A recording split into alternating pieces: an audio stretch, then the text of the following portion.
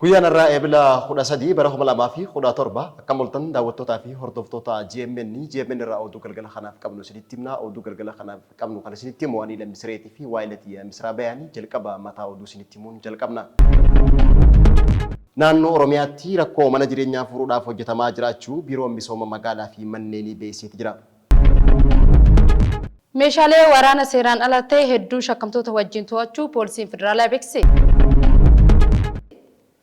Magaalaa Finfinneetti leenjiin hayyama konkolaachisummaa afaan sadiin akka kennamu murtaa'eeti jira.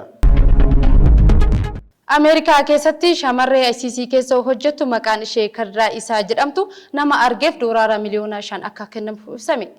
Amma gara bal'ina oduutti seenna rakkoo mana jireenyaa furuuf damee dhuunfaa waliin qindaa'uudhaan hojjetamaa jiraachuu biiroo misooma magaalaa fi manneen Oromiyaa beeksisee jira. Itti aanaan hoogganaan biiroo misooma magaalaa fi manneen Oromiyaa obbo Birhaanuu Baqqalaa tajaajila oduu Itoophiyaaf akka himanitti naannoo Oromiyaatti fedhii fi dhiyeessii mana jireenyaa magaalattii kan wal hin geenye waan ta'eef mootummaan naannoo Oromiyaa rakkoo tana furuufis sagantaa garaagaraa baasuun hojjetaa jiraachuu ibsaniiti jiru. Kanuma wal qabatee bara baajataa 2017tti manneen 129 fi 900 ijaaramuu himuudhaan rakkoo mana kiraa wal qabatee jiru furuuf hojiin hedduun hojjetamus obbo Birhaanuu Baqqalaa himeeti jira. Mirga kireessaa fi kireeffataa karaa madaalawaan bulchuufis akkaataa labsii ministeera magaalaa fi bu'uura misooma baheetti qajeelfamoota garaagaraa qopheessuun hojiirra oolchuu ibseeti jira.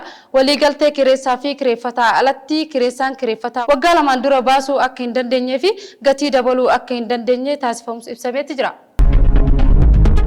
Meeshaalee waraanaa seeraan alaa to'ataman shakkamtoota 146 wajjin to'achuu poolisiin federaalaa beeksisee jira. Meeshaalee waraanaa seeraan ala ta'e hedduutu shakkamtoota wajjin to'achuu poolisiin federaalaa beeksiseera. Daddabarsa meeshaalee waraanaa seeraan alaa to'achuuf opereeshinii godhameen meeshaalee waraanaa 121 manneen jireenyaa keessatti 8,989 farreen nageenyaa harkatti 36 ammoo keellaawwan irratti to'atamuu ragaan poolisii federaalaa warra argamee mul'iseeti jira. Baatiiwwan saglan darban keessatti meeshaalee waraanaa seeraan ala hedduun shakkamtoota 146 wajjin to'atamuu poolisiin federaalaa beeksiseeti jira. Abbaan taayitaa to'annoo hayyama konkolaataa fi konkolaachisaa leenjii hayyama konkolaachisummaa afaan sadiin akka kennamu beeksiseeti jira. Abbaan taayitaa to'annoo hayyama konkolaataa fi konkolaachisaa magaalaa Finfinneetti afaan Oromoo, afaan Tigree fi afaan Somaaleetiin leenjiin hayyama konkolaachisaa akka kennamu murteessuudhaan hayyamni abbaan taayitichaa kennaa jiru keessaa tokko hayyama konkolaachisaa ta'uu himuudhaan leenjii fi qormaanni konkolaachisaa afaan Amaaraa qofaan kennamaa turuu ibsee afaanota sadeen jaameen akka kennamu murteessuu beeksiseeti jira. Afaan dhaloota leenjii fi qormaannaa yoo kenname bu'aa caalu galmeessuu akka danda'u maamiltoonni bara dheeraaf gaafachaa turan abbaan taayitaa kun ibseeti jira. Dhaabbileen leenjii 137 keessatti afaan Amaaraa dabalatee afaan Oromoo, Tigree fi afaan Somaalee leenjii hayyama konkolaachisaa akka kennamu hayyamuusaa addatti ibseeti jira. Egaa hordoftoota fi daawwattoota keenya oduun biyya keessaa kana fakkaata amma oduu biyya alaa isinitti himna.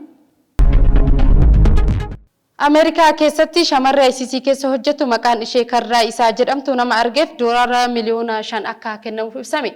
Mootummaan Ameerikaa namoota ijoo ISS keessaa tokko tan taate Kadiraa Isaa eessa akka jirtu odeeffannoo nama kenneef badhaasa doolaara miliyoona 5 akka kennuuf beeksiseeti jira.